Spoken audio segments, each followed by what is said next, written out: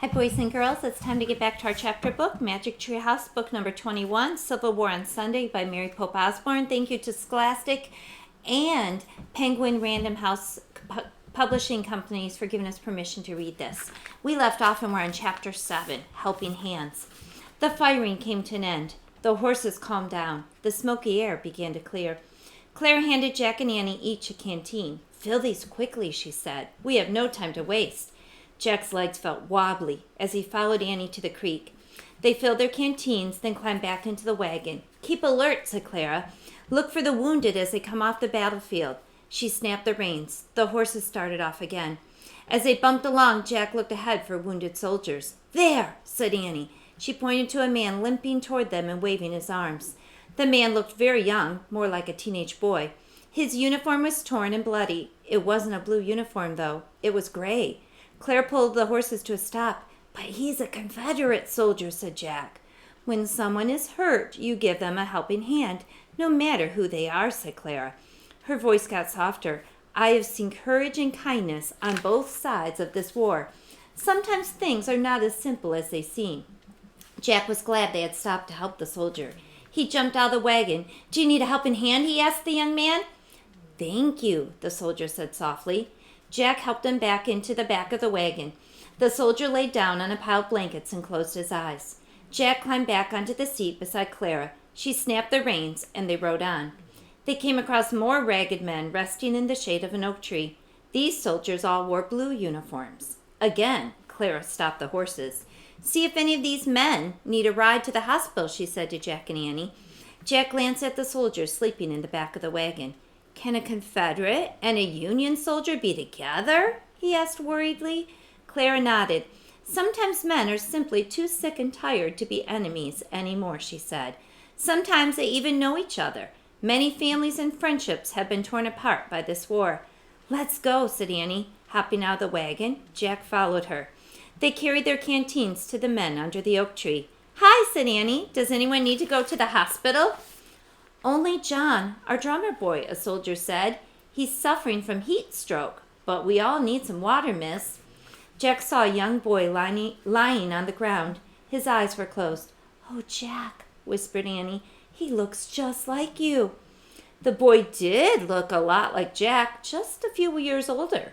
"We better get him to Claire's ambulance right away," Annie said. She handed her canteen to one of the tired soldiers. Another soldier lifted the drummer boy to his feet. The boy opened his eyes and mumbled a few words. He tried to walk, but he swayed as if he were about to faint. "Wait!" Jack grabbed the boy. "We'll give you a helping hand," he said. The drummer boy put his arms around Jack's and Annie's shoulders. "Just a little further, John," Annie said. "You're doing great. Just a little further." The drummer boy moved as if he were walking in his sleep. His head hung down. His feet shuffled in the dust. "Take good care of him," one of the men called. "We can't do without him." Chapter 8 is called Brothers. Claire Barton had turned the wagon around. She helped Jack and Annie lift the drummer boy into the back. "The soldier said he has heat stroke," Annie told Clara. "His name is John." The boy lay down next to the sleeping Confederate soldier. "He does have heat stroke," Clara said.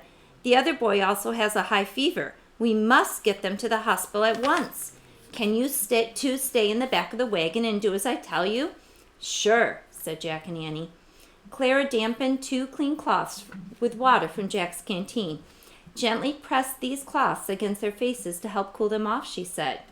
She gave the cloths to Jack and Annie. Then she went to the front of the wagon and climbed in. The wagon started forward.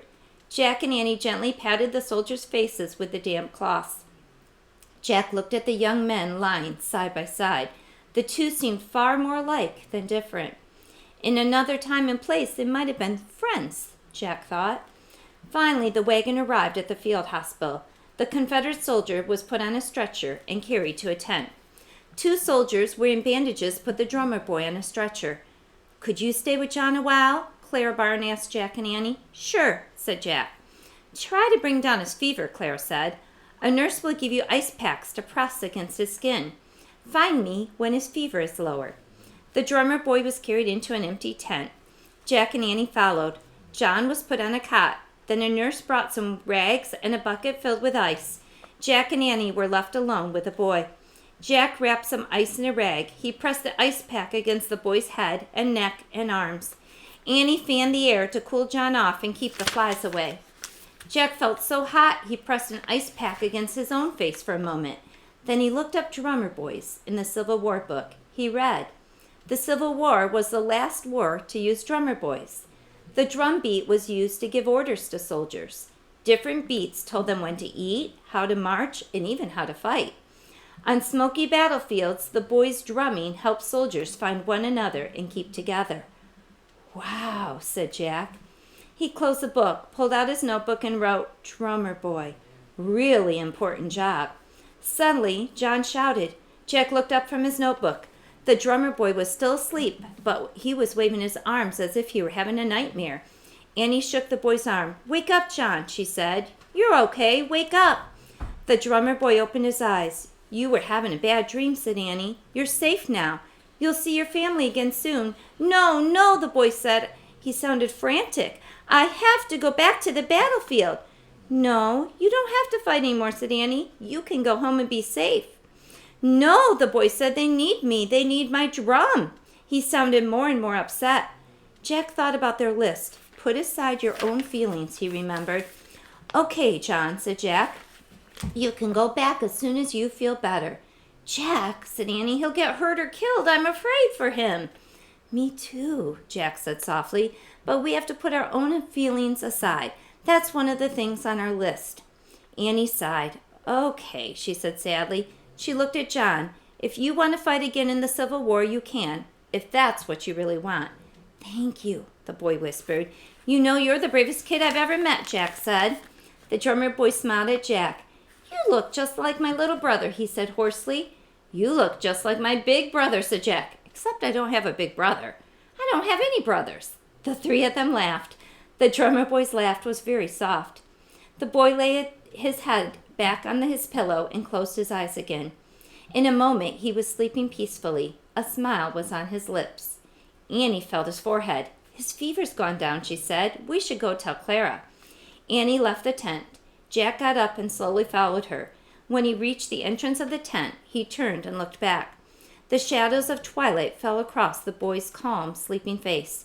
It was strange. Jack hardly knew the drummer boy, but he felt they could be brothers. Listening to the cannon fire in the distance, Jack was afraid for the boy. Will he live to see his family again? Jack wondered.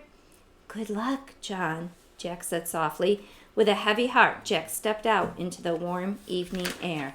Next time, we will conclude our reading of Magic Treehouse, book number 21.